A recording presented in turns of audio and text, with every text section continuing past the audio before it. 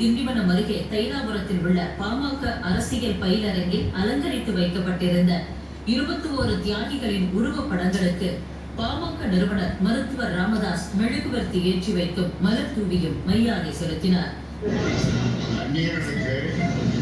இடஒதுக்கீடு கேட்டு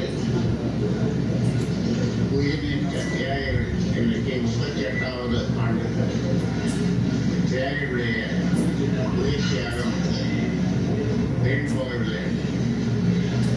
லட்சக்கணக்கான பேர் அந்த தியாகத்தால் அந்த இடஒதுக்கீட்டால் இன்றைக்கு பயன்பெற்று வருகிறார்கள். இதேபோல திண்டிவனம் JDS திருமண மண்டபத்தில் அலங்கரித்து வைக்கப்பட்டிருந்த 21 தியாகிகளின் உருவப்படத்திற்கு பாமக தலைவர் அன்புமணி ராமதாஸ் மெழுகுவர்த்தி ஏற்றியும் மலர் தூவியும் வீர வணக்கம் செலுத்தினார்.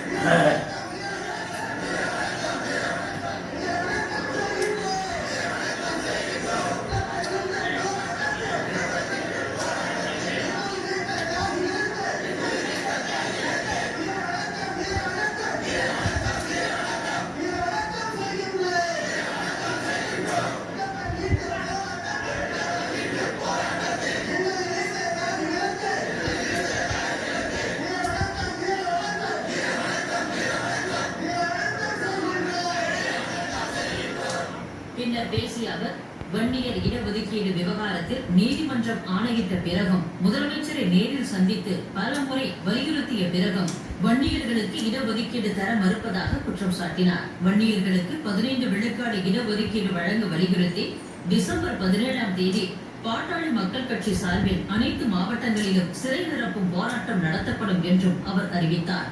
இதில் 5 லட்சம் பேர் பங்கேற்பார்கள் என்ற அவர், தமிழகத்தில் சமூக நீதிக்காக மிகப்பெரிய அளவில் நடைபெறவுள்ள இந்த போராட்டத்திற்கு அனைத்து தரப்பு மக்களும் ஆதரவளிக்க வேண்டும் என்றும் கேட்டுக்கொண்டார்.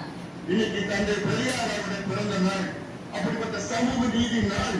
இந்த நாளிலே நான் அறிவிக்கின்றேன், தமிழ்நாட்டின் மிகப்பெரிய ஒரு சமூக நீதி போராட்டம், அறவழியிலே அமைதியான ஒரு போராட்டம் வருகின்ற டிசம்பர் மாதம் 17ஆம் நாள் சிறை நிரப்பும் போராட்டத்தை இங்கே அறிவித்திருக்கின்றோம். இதற்கு நிச்சயமாக அனைத்து மக்களும், அனைத்து தரப்பினரும், அனைத்து சமுதாய மக்களும், அனைத்து கட்சிகளும், அனைத்து அமைப்புகளும் இதற்கு ஆதரவு அளிக்க வேண்டும் என உங்களை பணியோடு பாசத்தோடு நான் கேட்டுக்கொள்கின்றேன். உச்ச நீதிமன்றத்திலே தமிழ்நாட்டின் 69 விழுக்காடு இடஒதுக்கீடு ரத்தாகின்ற ஒரு சூழல் இருக்கிறது, வழக்கு இருக்கிறது.